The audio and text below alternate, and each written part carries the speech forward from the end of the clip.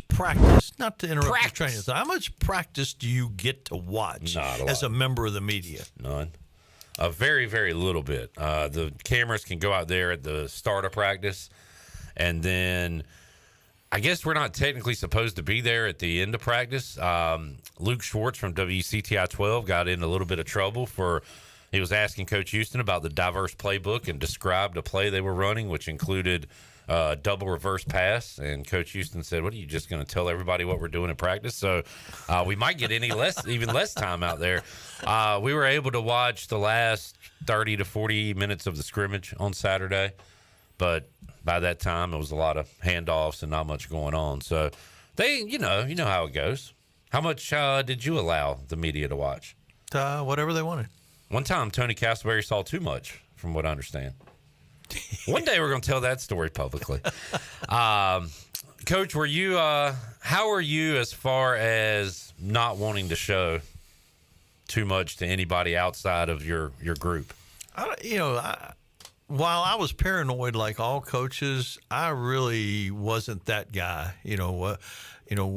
We had been at some places. I had been at some places in my career where we wanted to promote the team, and we wanted everybody to feel like they had something invested with the team and identified with the team. So we never really did much closing of practices and that kind of thing. On the road, that was different, but in terms of being at home, when I first got to Chattanooga, we would every day have 3 television stations and 2 radio stations at every practice and 2 newspapers. Like the entire thing, or part of it? No, but show up at practice. Yeah. And that dwindled over the years, of course, as has local sports coverage dwindled over the years. And that's why here at Pirate Radio, we take local sports coverage to heart. There you go. All right. Chat gang in the house. We'll check in with them real quick. Steve says, "What's up?"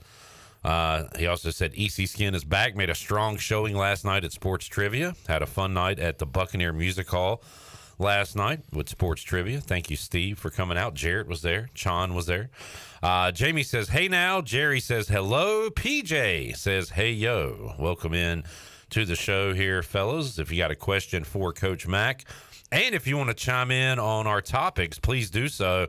We are going to we're going to go through every conference and make our conference championship picks, and we'll kind of throw out some other topics as well with each conference, but we'll do that today. We will dive into what's going on with NASCAR right now.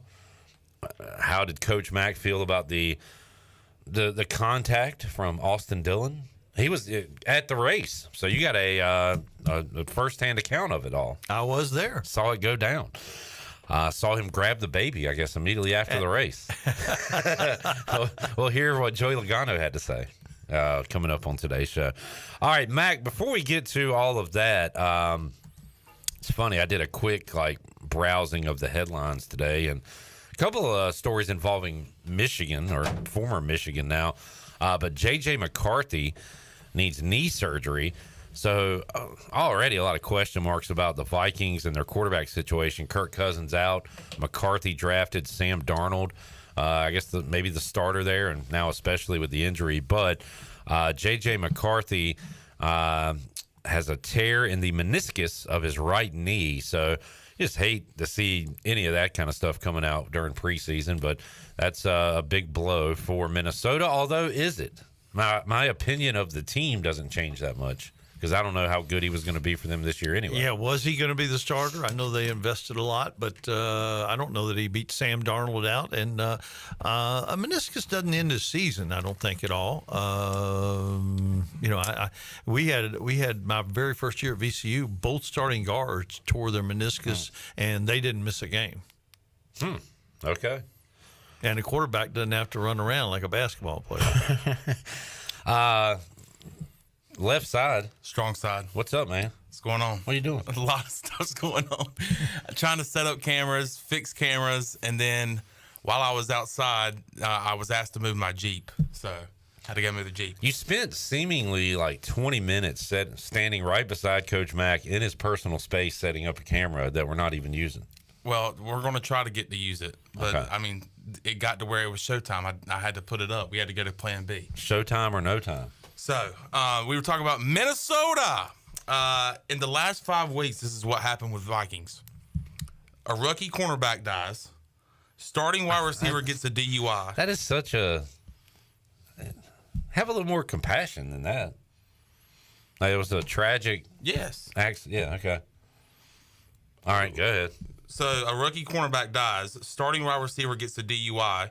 Starting cornerback tears ACL first day of practice. Other starting cornerback gets hurt second day of practice. And your first round rookie quarterback tears his meniscus on the last 5 weeks. Tough for Connor Norby and all the Vikings fans out there. All right. Old khaki pants in the news. I'm surprised. We hit on that last week, and I've got nothing for him. Since you've been gone, Mack, he's been given that show calls, which is a big nothing burger. Yeah, I mean, because he's never going back to coaching college. Yeah. Was it Jarrett or Chon or another Caucasian male that told me that Jim Harbaugh is going to be the honorary captain for the Fresno State game? Yeah, that would be Go Jarrett. Bulldogs for the V. Well, Jarrett, we have an update on that story. Former Michigan coach Jim Harbaugh will no longer serve as honorary captain for the season opener. Coach Sharon Moore said that Harbaugh called him, said he won't be attending the game against Fresno State, but his parents, Jack and Jackie, will stand in for him. So there's your Jim Harbaugh. We got to have a Harbaugh update with Mack every Tuesday. It's like the Kardashians. Yeah. Speaking of Kardashians, did you see that picture of Bryce I showed earlier? Oh, my God. I don't know. Can they see that? I don't think so. Probably not. I don't know. I can get a pretty good look at it. His lips, it's really bad. He got stung, he said. I didn't go into a lot of questions, but he said he would be here. So I don't know. That would make for good radio. Yeah. Get those cameras fixed before he gets in here. For sure. Good call, Coach Mack. All right. I'll get to the NASCAR. Chandler, anything before we get into our conference picks? Because I'm excited about that. I want to go through these conferences. No, not that I can think of. We'll talk about being, well, not you, but me and Jenny will be out late tomorrow night. Oh, y'all got a hot date? No. Well, yes, at Daddy Ficklin Stadium. That's romantic. John, I know we can't talk about your personal life, but you're making some ends with people over at ECU. What if you take a lady to like Town Bank Tower? Oh. And it's y'all two in the stadium. That'd be a nice date, wouldn't it? Right there on the one of the suites, one of the balconies. Coach Mack, did you ever take your wife into beautiful Minchies Coliseum for a date? No. Just like in Mr. Deeds when he was in Madison Square Garden and had the table set out in center court. Coach Mack took his wife out there and they were having volleyball practice. He had to leave. So a volleyball knocked over his glass of wine. All right. Washington signs Martavis Bryant, who last played a game for Jarrett's Raiders 6 years ago. That doesn't say a lot about the receivers we have in Washington right now. Robert's got a question. Jamie wants to hear Coach Mack's opinion on the latest Deion Sanders controversy. Robert says, would Coach Mack ever be interested in a coaching job overseas? At one time, I would have been. Really? Yeah. It's at plus years, not now. He said at this point in your career, so you're done. Yeah. I mean, you're calling a bunch of games. You're talking about games. I am. And loving what you do. Going to a bunch of games. Yeah. Watching a ton of games. So at during your you only coached in college. So did you ever entertain it or just? Nobody ever really offered me anything, but certainly I would have entertained it. Coaching professionally is so different. You're not recruiting. You're not dealing with families and you are dealing with agents, but different kind of agents, legitimate agents. You're not dealing with the local barber or the local AAU coach or whatever. But there were some places I could have lived overseas for a while. All right, there you go. Good question, Robert. We'll dive into prime time when we get to the Big 12. But let's go ahead and start. with the Southeastern Conference. I asked this question yesterday, Matt, because I finally watched Swamp Kings. I put off watching it because I thought it was going to be like a behind-the-scenes look at the Renegade program that Urban Meyer ran. Instead, it was a fluff piece. Yeah. But for what it was, I liked it because I like behind-the-scenes stuff like that. It made me like Tim Tebow more because A, I had Tebow fatigue at the time, and B, anybody that is that good, I think is phony, and there's no way. But I legitimately think he is that good. I really do. As a football player, for sure. I don't know. He just seen the videos of him in the locker room where they were talking about the midnight workouts they had, and everybody was miserable. And he was like, "These were some of the best nights of my life." Yeah, because that's what he did. But anyway, we talked about it. Because Alabama's been on this torrid run, and now it's over, hopefully, with Saban gone. But, like, what team being dominant makes for an interesting college football season or dynasty? For example, Alabama had their run. I thought that was quite boring. But, like, when USC had their little mini run with Carroll, they had Snoop Dogg and Will Ferrell and Reggie Bush making plays. It was cool. Notre Dame in the Holtz days and I guess a mini run there, you could say. But, like, is there a team that you could think of that, hey, when this team's good, it makes college football better? Yeah, most of the teams that have quote unquote little dynasties or big dynasties in Alabama's case are people that you don't really want to root for. Right. I mean, people don't root for Notre Dame. I mean, their base does, obviously. People don't root for Alabama as a group. Georgia, they don't root for Georgia as a group. Now, maybe more did for Georgia because it was something different than Alabama. Southern Cal is a whole different animal. Yeah. Texas, I don't think anybody would root for them. Ohio State, I don't think. Michigan, we obviously have seen. No. Clemson was actually a pretty good story, I think. Clemson was a decent story. I think Clemson and Georgia have been the closest to getting a mass following. Then we kind of went to who would you like to see kind of take over, and Chandler went with Tennessee there. Because, they really haven't. They won a championship with T. Martin, not with Peyton Manning. Tennessee is an interesting group because I lived in Tennessee twice and obviously coached in the SEC. Their fans are obnoxious, but they're more obnoxious when they lose than when they win. I don't even know how that's possible, but they are. When they lose, they are awful to deal with. When they win, they're awful, but not nearly as bad as when they lose. I don't know another fan base like that. I was going to ask, who is the most, what is the word, obnoxious, delusional fan base in the SEC? Who are the toughest to deal with? Texas now. Yeah, that's a good call. Yeah, Texas now is absolutely right.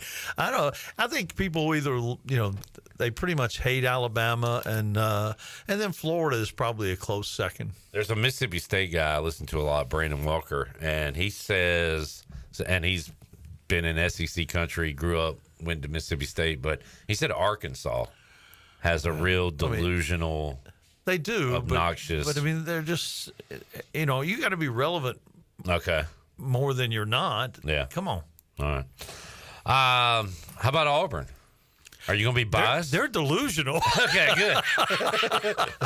But they kind of delusional in a kind of fun way. They certainly have been one of the worst run athletic departments historically in the country. Them and I think South Carolina was in that category for a long time. And but Auburn has made some blunders. When I think LSU, I don't think delusional. I just think of like crazy. Yeah, just crazy. People. Yeah. You got James Carville in there. You're all right.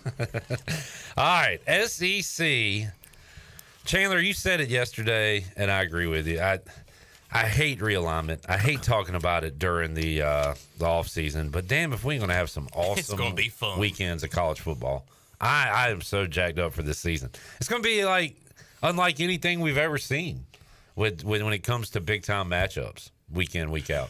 We and this is awesome because we bitched the entire offseason about the state of college football. Yeah, that's what we're saying. And it's more popular than ever. Yeah, and I can't wait. I'm more excited than I've ever been. All right. God. All right, so now Georgia- we have to pick from those teams we don't want to root for, Georgia and Texas. But the answer is clear. It's not going to be Texas for me. Georgia's the favorite. What's the odds for Georgia to win the SEC? We need you to be. Oh, okay. I don't know. I mean, when you look at the poll, it was overwhelming in the polls, AP and the coaches poll, that it wasn't even close to first and second. I'm going to say minus 130. Plus 170, according to FanDuel. Oh, wow. You can get plus money for Georgia. Yeah. Okay. So what's Texas? Plus 3? Plus 350. Yeah. Coach Mack, you taking the Dogs? Yeah, you got to take the Dogs. I'd like to take Alabama, but Texas' schedule is so easy that they're going to be first or second. Oh, my God. Are the SEC message boards talking about their easy schedule and how it's all set up? 100%. I mean, that's been going on for years in the SEC. Everybody evaluating. And for a while, when I was there, everybody was playing everybody, so it was just a matter of who got home games. Yeah. And then they expanded. Now everybody's not playing everybody. It got even worse, and now it's the worst ever. Why? It seems like the poster child for this 12-team playoff and who it works perfect for. Ole Miss. And you could say any SEC team, but Ole Miss seems to be the team that most people talk about. Yeah, and that's just recentism too, because they haven't been that way in a long, long time. But they have gotten better, and they had a great year in the portal and a great year recruiting. And Kiffin is, he hadn't won many big games, but he has won more games than they usually win at Ole Miss. Yeah. All right. So anybody not taking Georgia? Anybody willing to take Ewers in that bunch? I'm going Alabama. Roll Tide. What are their odds, Chon? Alabama is actually third, and that's a big jump from plus 350, plus 700. Yeah, you get a nice little payday there, Jared. Yeah, I agree with Jared about Alabama being really good, and they might be the best or second best team roster-wise, but Texas's schedule is so easy, and I'm afraid Georgia's just going to be a little bit better than both of them. So I don't know if Alabama can get all the way to one. Jared, before you came to Pirate Radio, did you ever listen to our shows or anything? Yeah. Did you miss our unpopular take show where I said Alabama's going to lose 4, maybe 5 games this year? No, I saw that. Okay. Yeah. And you're still taking them? Yeah, I think they're not going to skip a beat. It's still Alabama. Kalen DeBoer's a winner. I think he'll do great for Jalen Milroe's development. Yeah, I'm excited to watch Milroe, and if he can take another step. Again, we talked about it, but that's a scary thought. He will. Jared's right. All right. Any other teams that intrigue you in this conference? The team that has the most favorable schedule among the good teams is Missouri. They don't play Georgia. They don't play Texas. They do play Alabama, but Missouri has a really favorable schedule. Vandy at A&M, Auburn at Bama, Oklahoma. We should bring them up at some point. At South Carolina, at Mississippi State, Arkansas. That is a good schedule. What does Oklahoma do in year one, Coach Mack? They might win 7 if they're lucky. Yeah, People picking them in the top 15. They're going to struggle. They have a tough schedule, and they're going to struggle. All right. Anything else on the SEC before we move along? We're all going Georgia, except Jared is going with the Tide. Chon, you going Georgia or Texas? I'm going Georgia. I'm going with the Dogs. All right, Big Ten. Is this a 2-horse race, Coach Mack? Yeah. I think this has got to be Ryan Day's time. It's. I don't know if now or never is the phrase I want to use, but Harbaugh's out. God, if Oregon, Washington, those teams weren't coming in, it'd be a shoo-in, I think. But they do have a road trip to Oregon October 12th, which could be the first of 2 or potentially 3 meetings, depending on how things go. We're going to have some games of the decade here, or games of the century. Man, I love it. We're going to have several of them. I'm going to Ohio State to win. In fact, I think I'm going to take Ohio State to win the championship this year. It's time. It's time for them to do it. It's going to be Ryan Day's day. It's a new day. Yes, it is. Anybody not going to Ohio State? I'm going to Oregon. Yeah, Oregon for me too. Okay, Coach Mack. Big Dan Lanning fan. I'm going to Ohio State. And everybody's saying Oregon because of Dylan Gabriel being better than Will Howard, but Ohio State is loaded everywhere, and I just don't. Lanning is great, and Oregon's going to be really good, but I think it's. Ohio State they invested. They brought a ton back on defense by money whipping them. And just to put it I on. wish I could get money whipped. I don't know. It hadn't happened to me. Yeah. I've been waiting. So we did the college football rankings before the game came out. Do you remember that? Mm-hmm.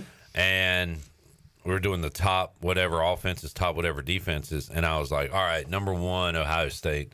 And I think they were like 6, 7, 8 or something, which surprised me. But they were like number 1 or 2 on defense, which makes me feel even better about my pick because I think their offense is going to dominate as well. Yeah. I just think Oregon's such a trendy pick right now, and it all has to do with Dylan Gabriel and the fact that Will Howard was told to leave Kansas State, and that would worry you a little bit, but he's got so many good players around him, I don't think it's going to bother him. So y'all two put your money on the plus 150 for Ohio State, and then we'll put our money on the plus 220 for Oregon. I love a plus money Ohio State. Love it. I'm just expecting Ryan Day to screw up at some point this season. Well, usually that comes the last regular season game of the year. But they'll beat Michigan this year. All right, Coach Mack. God, I don't care about a lot of these teams. What's Lincoln Riley and USC going to look like year 1? I went out on a limb. If they can beat LSU, they've got a chance to play for the championship. But they've got to beat LSU, and I'm not sure they can. But their schedule is fairly favorable. They're pretty good. The team nobody at all is talking about, usually for very good reason, top 5 teams in the Big Ten. Ohio State, in any order. Ohio State, Oregon, Penn State, Iowa, Michigan. Guess who Rutgers doesn't play? None of them. They don't play the top 5 teams in the league, and they're going to be pretty good. Greg Schiano's bunch. I talked about that with Jeff Nadeau when we previewed the Big Ten. They have a very, very favorable schedule. You know what their biggest early game of the season is, Coach Mack? You might be there. At Virginia Tech, I will be there. Lane Stadium. Yeah. Okay, so you'll probably take them over their win total. You don't think they can contend for the league, do you? If they don't play any of those people, what's their record going to be in the league? Their win total over-under is only 6.5, by the way. All right, so that's nuts. I'm loving that. Okay, there you go, folks. Load up on it. That's nuts. Rutgers going for 7. If Coach Mack actually did bet on this is why he doesn't bet. He'd be in Lane Stadium wearing his Scarlet Knight shirt under his coat. Not a chance in hell. Pride over money. There you go. Anybody, any other Big Ten comments before we move on? Who's the worst team in the Big Ten? UCLA. Really? Okay. Purdue, Sparty. They're close. Northwestern. Since Jamie's tuned in, how's Indiana going to be in their first year with their new coach? They'll probably surprise folks a little bit. I think they'll do okay. They'll be well coached, but they've been well coached. They just don't have enough good players. Let's get a break. When we return, we were talking about this at this time last year. Are you taking Clemson or Florida State? We will recycle that question again. Or does Dave Doran have something to say about it? If he does, it's going to be a very boring statement because he is a boring guy. We'll take a timeout, come back. More to go. Pirate Radio Live after this. We are talking college football. Fired up, folks. There is one more Saturday without college football. That is a beautiful sound to hear in your sports ears. Going through the conferences today, we'll go through as many as we can and save some time to talk NASCAR, our final segment. But right now, we will jump to the ACC. And last year at this time, it was, okay, can Florida State finally in the reign of the Clemson Tigers? That answer was yes. This year, same question, right? Is it going to be one of the two? That's the national media opinion. What is the Mack McCarthy opinion? Neither one will win it. Wow. And I don't know who will. That's the problem. But I don't think either one of them will win it. All right, well, somebody's got to. So if it's not one of them two, you're going State, SMU, the U. The U's got probably the second best roster in the league. Louisville's got a great schedule. Who this time last year, Mack McCarthy had as his team that would be better than people are anticipating. Yeah. And you were all over that. And they're going to be better than people think now, too. I think that's where the list kind of ends, though. 'Cause when we get to North Carolina, they're not going to win it, are they? Talent-wise, they could, but they won't. The other Virginia Tech's the other team. They're favored in 10 out of 12 games going into the season. And I know that you like. Don't give me that homer shit. No. Hey! Come on, man. I actually made him mad. Come on, man. Surely. I've been on here for years, and I don't do that. Okay. Good grief. There you go. Chandler, we made Coach Mack mad. I'm getting text that my sound is very strange. What's wrong? Oh, do you got to mute? Oh, man. Did we not get a clear S-bomb from Coach Mack? Was it echoed? Good thing your sound is strange. Thank goodness. All right. I'm sorry, Mac. You think, basically, you think the ACC is wide open, which gives the Hokies and anybody a chance. I do. I think 8 teams got a first place vote, maybe, in the media poll. When Sean sits down, we'll get some odds of this conference. But, make an official pick. I did. North Carolina, Florida State and Clemson will not win. That's your official That's pick. my official pick. Jared. That's a pretty big pick. That is a bold statement. Yeah. A very bold statement. That's better than an actual pick. Okay. Jared. I do like Miami with Cam Ward. There you go. Where'd you get this Jared guy? It's fixed now, as they say. Mm-hmm. Okay. John, ACC odds. Florida State plus 300. Behind them, Clemson. Well, that tells you right there that it's 300. Open. Yeah. Clemson plus 360 behind them. Where is the U? Right behind Clemson, third in odds plus 450. And their season could be made by that first game if they can win against Florida at Steve Spurrier Field, the Swamp. Week 1. Yeah, Man. baby. Yeah, baby. I like it. Big. All about that U. They open up conference play on a Friday night against the Hokies. Where are the Hokies on that list? Virginia Tech, right behind the Wolfpack, plus 1,000. And it's a jump from NC State to Virginia Tech. State's plus 600, Virginia Tech plus 1,000. I'm going to be boring, I guess, Coach Mack, and take the Seminoles to win again. DJ finally comes through. He hasn't yet. Yeah, I don't love him. Yeah, he makes me nervous now. A great kid, great talent, hadn't done anything yet. He beat Notre Dame. Did he beat Notre Dame? Played great against Notre Dame. They got at SMU, Clemson at home, at Miami. They go to Notre Dame. They get Florida at home to end the year. SMU in the top 6 with odds in the ACC plus 1,000 as well, tied with Virginia Tech.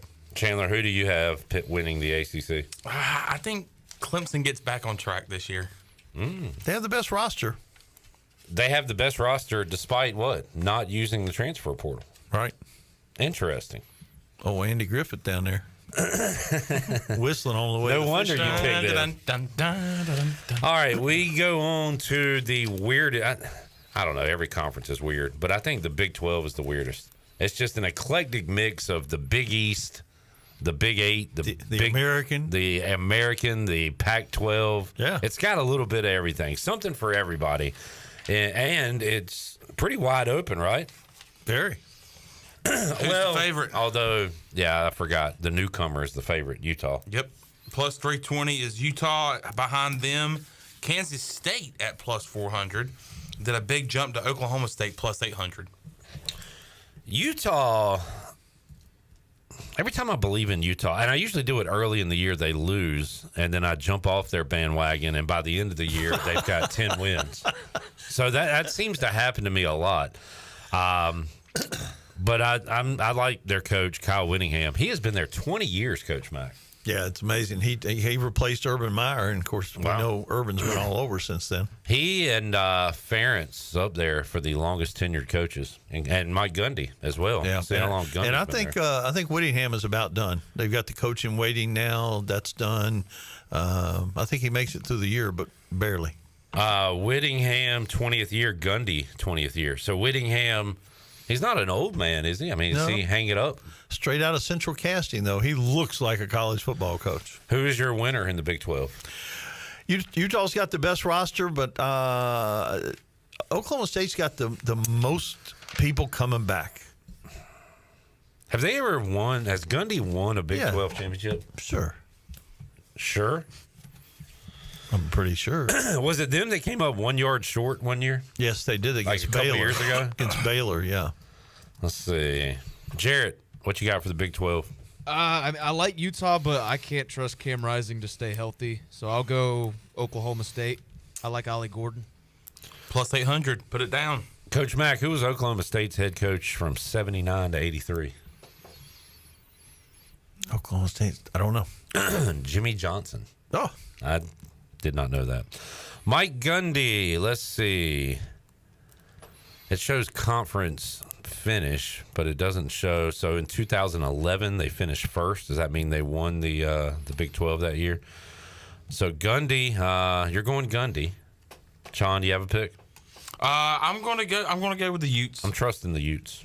I'm trusting Whittingham. They were good without Cam Rising. They weren't championship good. True. But no, you don't have to be. You have to be championship more to win the championship. You don't have to be super good to win the Big 12. Yeah. I know you like my obvious statements like that, but yeah. By the way, Jonathan wants to see you in his office after the show. Let's do one more. Okay. Well, I've enjoyed being with y'all. Let's see. Any other teams interesting in this conference? Oh, Colorado. What do you think about Dion? You know, he's getting away with it, but how long is it going to be before somebody just says, okay, you're not winning and you're not doing a good job PR-wise? It's going to be a while because he's had a tremendous impact on the program financially and PR-wise. But why are you going to treat a local CBS guy bad because national CBS ran a story that you didn't like? Makes zero sense. As a guy who had success as a coach and as a member of the media, I mean... You got to understand they have a job to do just like you have a job to do. He said, I'm local. I'm not national. He said, I don't care. And really, it's boring, but all you really got to do is play along. It's called coach speak for a reason. Yeah, and he doesn't do coach speak, and that's fine. But you still have to understand what everybody's role is in this thing. Johnny says ending conference divisions should be a big improvement. The Sun Belt is the only conference keeping that format. Interesting. Yeah, and I don't think they will. They're doing it more for scheduling and travel than anything else, and that still makes some sense. All right, let's get one more in. So we do one more around here, and that would be the American. Tulane, new quarterback, new coach. UTSA, same coach, new quarterback. Memphis. Same coach, same QB. I'm going Memphis to win. They are the favorite. I know that. And then I'm actually going to go UTSA. I like Jeff Traylor. Big fan. He's easy to like. Jarrett? I thought you were saying he's easy on the eyes. Man. I'll go Memphis. I don't really know too much about. I want to pick South Florida, but I don't know a lot about them. They made a big jump last year. Plus 700. They go on the road to Alabama week 2. I know that.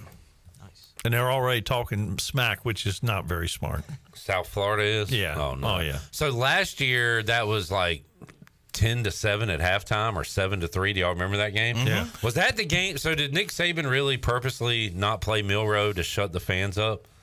Like, there's a conspiracy that, like, the fans wanted to see the other quarterback play, so they were dogging Milroe. And Saban said, all right, you want this guy in? Here's what he can do. And didn't score at all against South Florida. So he's like, y'all shut up. Milroe's in. Let's go. Saban's brilliant. I'm not sure he's that brilliant.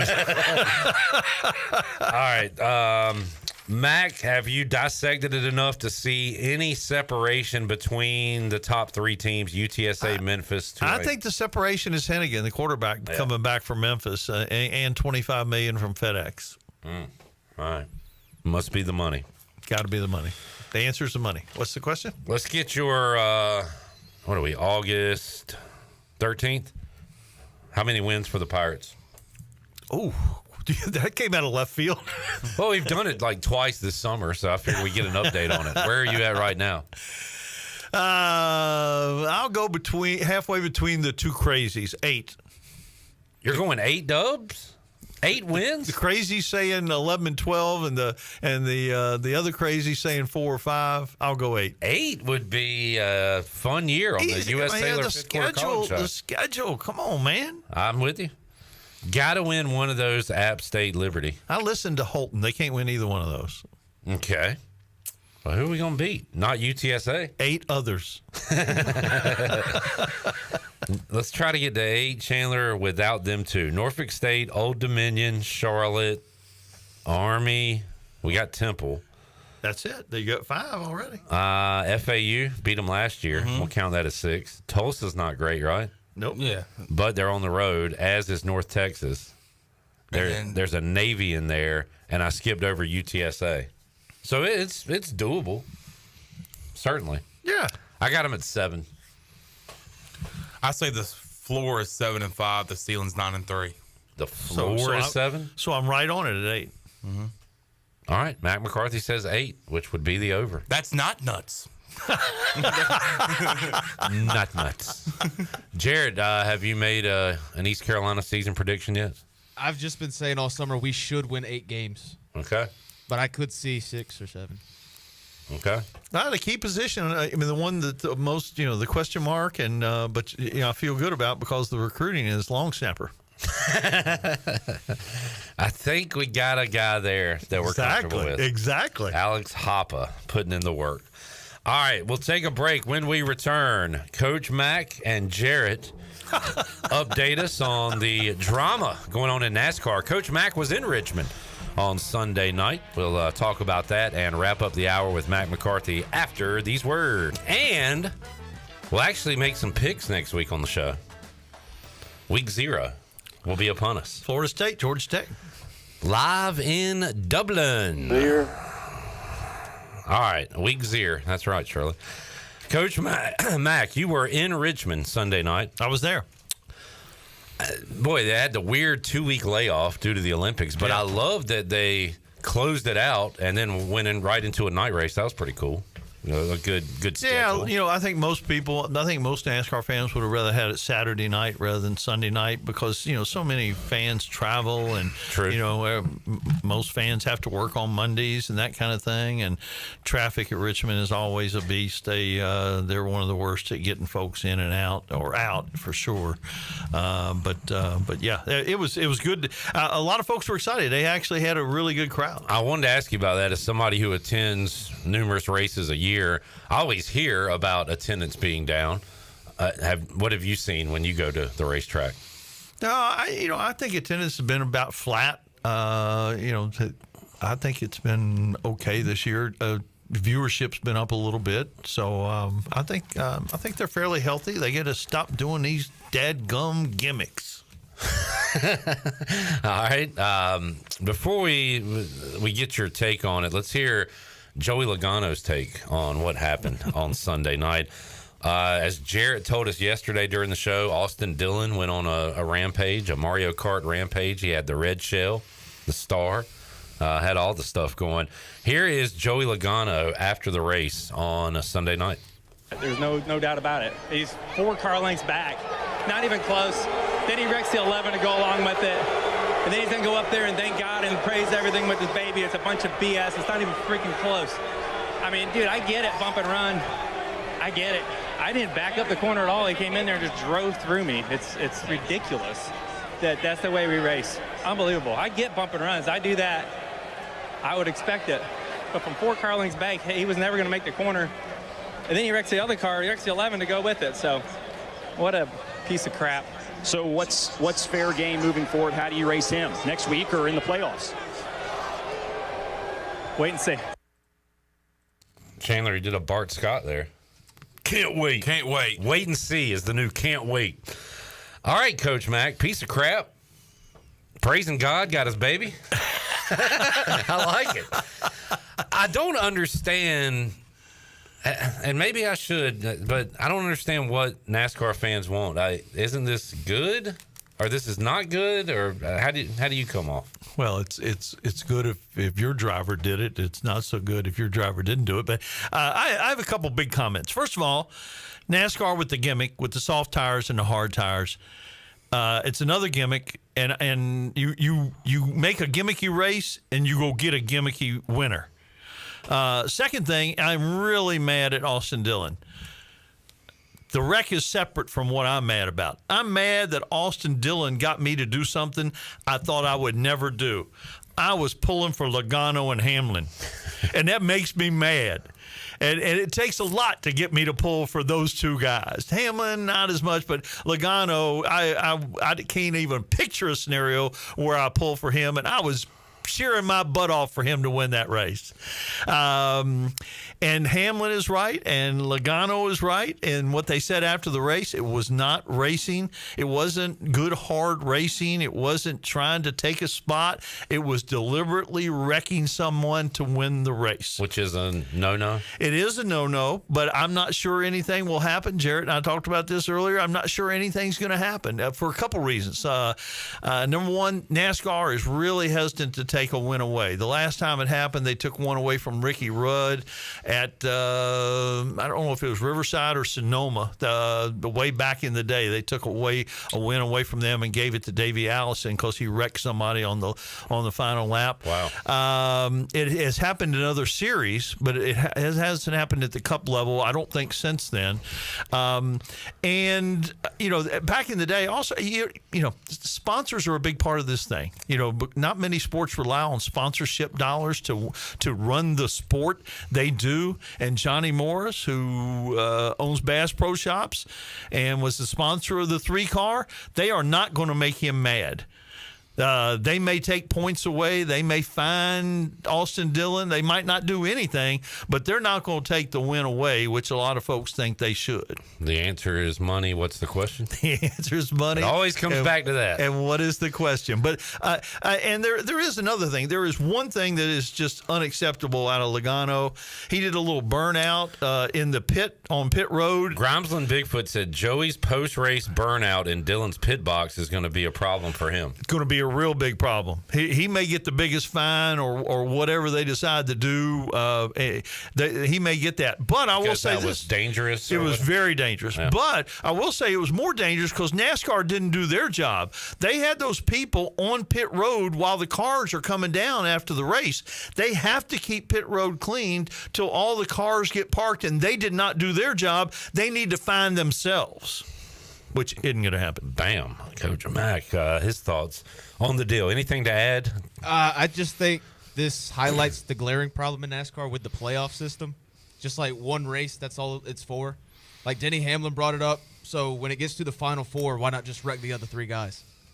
And I don't know. Like you said, it's just a bunch of gimmicks. Jarrett was bummed out yesterday because he said Austin Dillon doesn't belong in in the playoffs, and now he's in it. Yeah, that's exactly right. You said he's stealing a spot from somebody. Martin Truex Jr.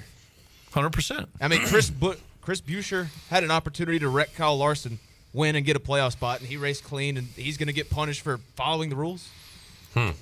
Jarrett's dead on. All right. And he's dead on about his favorite driver, right? No. All right, we love... you cannot go... It should be a golden rule. You cannot go from cheering for Kevin Harvick to Kyle Busch. Not possible. So my reasoning is when Kevin Harvick retired, I looked at the field, and I didn't know half the people. So I'm like, well, I know Kyle Busch. I know Joey Logano. I hate those guys, but whatever. I got to cheer for somebody. Again, Jarrett's really like a 73-year-old man. He doesn't know any of the new drivers. Is that what you're saying? I really don't.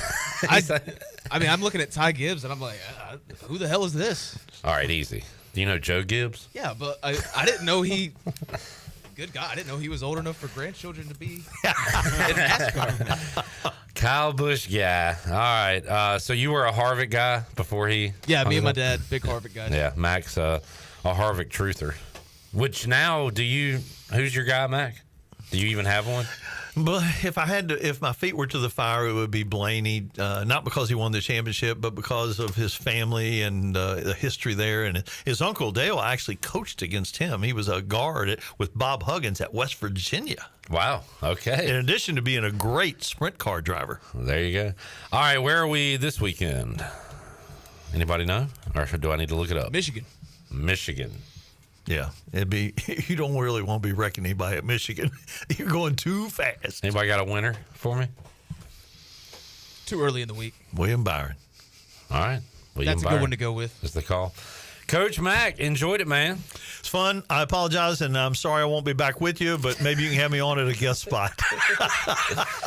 Maybe we can put a mask on him or something. He can be Jack McBarfy or something. I don't know. McBarfy. We'll get him on somehow, some way. We will have you back, Coach, and we'll preview some more leagues next week and talk Week 0. Awesome stuff. College football, almost here.